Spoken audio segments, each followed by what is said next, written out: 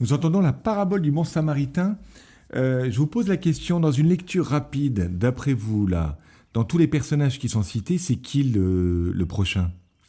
Il est possible que vous me dites simplement, ben, c'est le samaritain, puisque c'est celui dont on parle le plus, finalement, de tous ces gestes qu'il fait. Et la question au départ, c'était qui est mon prochain? On ne parle pas tellement du blessé dans cette parabole.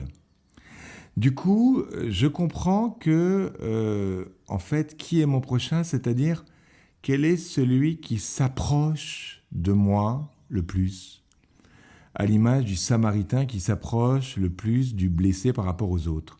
Vous voyez, il y a une lecture intuitive, rapide, qui n'est pas fausse, qui est de regarder, en fait, la personne qui s'approche. Et quand je réfléchis, c'est Dieu qui s'approche le plus de moi. On va vivre dans quelques minutes l'Eucharistie, pour ceux qui ont la chance d'avoir la messe et la communion aujourd'hui. Eh bien, Dieu va s'approcher de vous, il va vous donner son corps en nourriture. Il est le plus proche de nous, encore plus proche que nous à nous-mêmes. Bon. Cette lecture de mon prochain comme Dieu qui s'approche de moi, c'est une lecture traditionnelle chez les pères de l'Église, où il disait que cet homme qui descendait de Jérusalem à Jéricho, eh ben, en fait, c'est Adam lui-même, le genre humain, Jérusalem étant la cité de la paix, de la béatitude, de laquelle l'homme est déchu, il tombe, il va à Jéricho, juste à côté de la mer morte, la mer où il n'y a plus rien, il n'y a plus de vie, c'est l'endroit le plus bas de la mer, c'est la mortalité. Et les voleurs vont être le diable, les anges, qui vont dépouiller l'homme de l'immortalité. Le prêtre et le lévite étant la loi et le sacerdoce, mais qui peuvent rien. Ils ne peuvent pas donner le salut. Et du coup, le Christ, qui est figuré par le Samaritain, va bander les plaies, c'est-à-dire supprimer le péché, et conduire ensuite cet homme à l'auberge, qui est une image de l'Église, où d'autres vont prendre soin de lui. Donc la première attitude, c'est de me considérer, moi, comme le blessé, et Dieu qui s'approche de moi. Parfois, on s'occupe beaucoup des autres et on oublie de s'occuper de soi, hein, de nos besoins et de notre sainteté. Voilà. La deuxième chose, le deuxième point, après avoir accepté d'être approché par Dieu, mon deuxième point, c'est d'être approché par celui que je considère comme mon ennemi. Dans l'imaginaire, le Samaritain, c'est l'ennemi. Et du coup, est-ce que mon ennemi, ou mes ennemis, ou certains de mes ennemis, pour pas blesser peut-être telle ou telle personne qui nous écoute et qui vit des choses difficiles, est-ce que tel ou tel ennemi, ce ne serait pas Dieu qui s'approche de moi? Puisque le Samaritain s'approche du blessé. J'aime bien cette citation de Thomas More. C'est Thomas More qui a été canonisé, hein. C'est le chancelier du roi Henri VIII au XVIe siècle, qui va désavouer le divorce du roi et va refuser le schisme avec Rome. Et à propos des ennemis, il dit donnez-moi la grâce au Seigneur de penser que mes pires ennemis sont mes amis les meilleurs, car les frères de Joseph ne lui auraient jamais autant fait de bien avec leur amour et leur faveur qu'ils ne lui en ont fait par leur malice et leur haine. Donc il le dit, il va être assassiné, hein, Thomas More. Il dit mes pires ennemis sont mes amis les meilleurs. Il avait mis ça dans son bréviaire. À propos des frères de Joseph, Joseph, c'est celui qui est mis dans un puits, une citerne, et ensuite qui est vendu à l'Égypte. Et à cause de la haine de ses frères, il va sauver l'Égypte et Israël de la famine.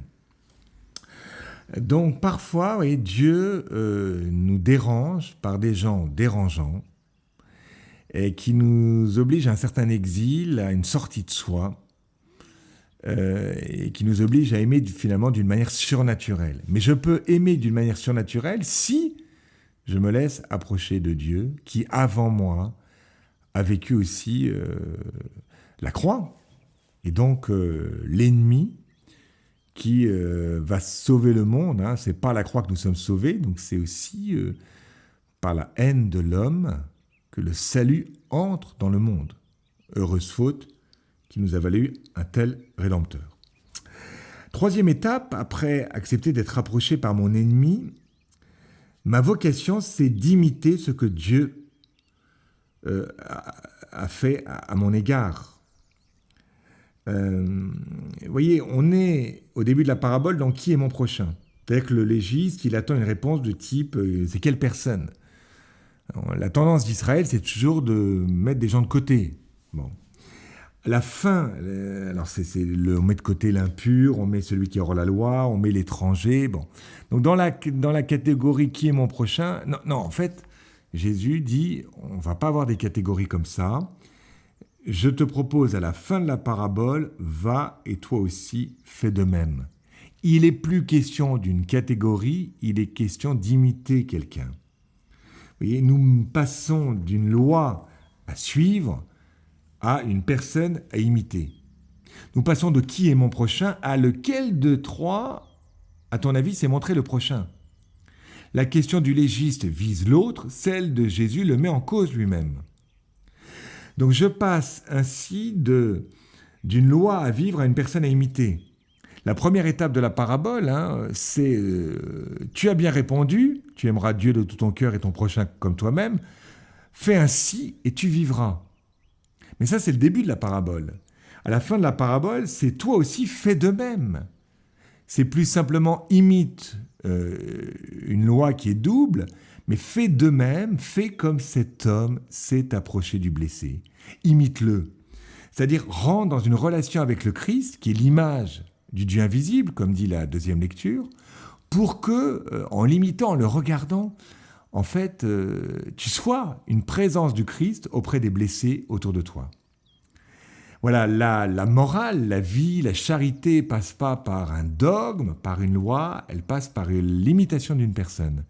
Et donc, plus nous connaissons le Christ, eh bien, plus nous aurons un amour qui est à l'image du Christ. Je rappelle les 3 étapes. Première étape, acceptons d'être approchés par Dieu. C'est lui notre prochain le plus proche de nous. Deuxième étape, acceptons d'être approchés par celui qu'on considère comme notre ennemi, dans la figure du Samaritain. Troisième étape, ma vocation est d'imiter ce que fait Dieu à mon égard, de lui ressembler. De même qu'il m'a lavé les pieds, vous aussi faites de même. Toi aussi fais de même, imite le Christ, et alors ceux qui te rencontrent sortiront touchés par ton amour, et peut-être qu'ils reviendront vers le Créateur, qui est le modèle de la charité pour l'homme. Bon dimanche à vous tous.